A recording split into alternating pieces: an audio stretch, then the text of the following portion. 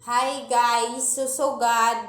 May listahan ako sa mabubudos this February 14. Kaya paghimat ka mo ba ya? Pamate.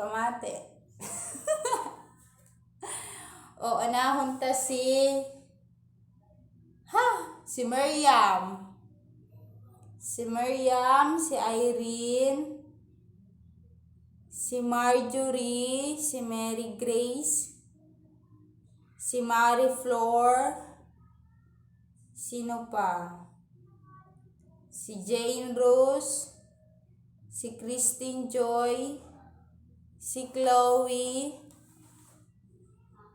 si Larissa, si Marisa, si Jasmine, si Joanne, si Michelle May, si Rizelyn.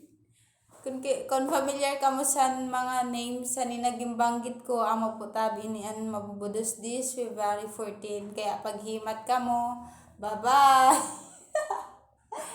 So, tada ito na nabanggit ko is joke lang, for content only, walang personalan bro.